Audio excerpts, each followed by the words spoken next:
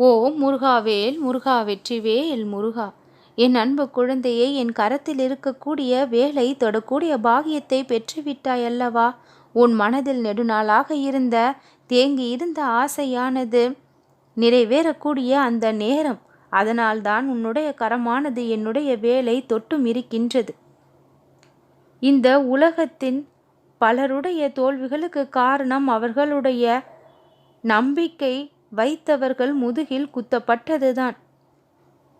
இப்படி உன்னுடைய முதுகில் சிலர் உனக்கு தெரியாமலேயே காயத்தை ஏற்படுத்திவிட்டு சிரித்து மகிழ்ந்து கொண்டிருக்கின்றார்கள்.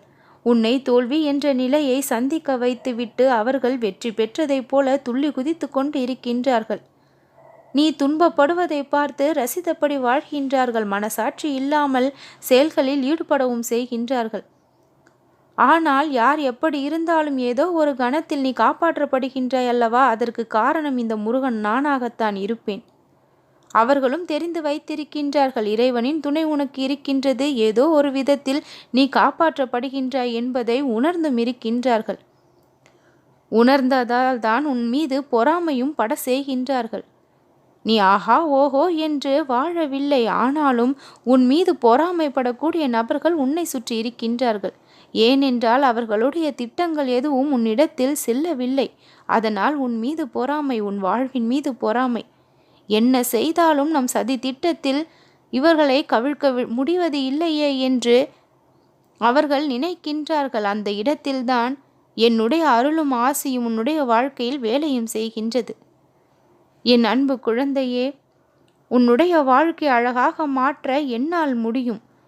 இந்த முருகனை நம்பி இருக்கும் உன்னுடைய வாழ்க்கையை பூஞ்சோலையாக, பூங்காவனமாக, பூந்தோட்டமாக என்னால் மாற்றித்தர முடியும். கரடு முரடாக இருக்கக்கூடிய உன்னுடைய வாழ்க்கையை செம்மைப்படுத்தி சீர்படுத்தி சரி செய்து உன்னை நான் அந்த இடத்தில் மகிழ்ச்சியாக வாழ வைக்க முடியும். அப்பா முடியும் முடியும் என்று சொல்கின்றீர்களே, ஆனால் இன்னும் செய்த பாடு இல்லையே என்று கேட்கின்றாயா? அதற்காகத்தான் இப்பொழுது வந்து என் கரத்திலுள்ள வேலை தொட செய்தேன். நீ தொட்டு மகிழ்ந்தாய். உன்னுடைய பக்தி எனக்கு மிகவும் பிடித்திருக்கின்றது.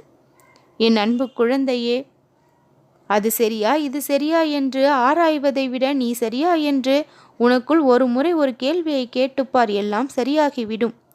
நீ சரியாக பிறரிடத்தில் நடந்து கொள்கின்றாயா என்று ஒரு முறைக்கு பல முறை சிந்தித்துப்பார். யாரிடத்திலும் கோபப்படுவதாலோ பிறரை அலட்சியப்படுத்துவதாலோ உன்னுடைய குணமானது உயர்ந்துவிட போவது இல்லை. அந்த இடத்தில் உன்னுடைய குணமானது தாழ்ந்துதான் போகின்றது. பிறரை அவமதிப்பதால் நீ பெரிய ஆள் ஆகிவிட முடியாது என் குழந்தையே. அந்த இடத்தில் நீ சிறிய மனிதனாக தோன்றி விடுகின்றாய். நல்ல குணம் படைத்தவர்களை ஒரு பொழுதும் அலட்சியம் செய்யாமலும் புறக்கணிக்காமலும் அவர்களை வார்த்தைகளை மதிக்காமலும் இருந்து விடாதே. அவர்களுக்கும் உன்னுடைய வாழ்க்கையில் நேரத்தை ஒதுக்கு. அவர்கள்தான் முக்கியமானவர்கள் என்று ஒரு காலகட்டத்தில் நீ உணர்ந்தும் கொள்வாய். நான் என்ன சொல்கின்றேன், யாரை பற்றி சொல்கின்றேன் என்று இக்கணம் உனக்கு தெரிந்துதான் இருக்கும். இதுவரை நடந்ததை யோசிப்பதை விட்டு விடலாம். இனி என்ன நடக்க வேண்டும் என்று யோசித்து பழகலாம். வாழ தெரிந்து கொள் என் குழந்தையே. மிக பெரிய அளவிற்கு உன்னை நான் உயரத்திற்கு கொண்டு வருவேன். உன்னுடைய நல்ல குணம் இன்னும் அதிக அளவில் வெளிப்பட வேண்டும். அன்பை பிறரிடத்தில் பாரபட்சமின்றி நீ காட்ட வேண்டும். எல்லா நேரங்களிலும் உனக்கு உதவிட நான் இருக்கின்றேன். நல்லதே நடக்கும்.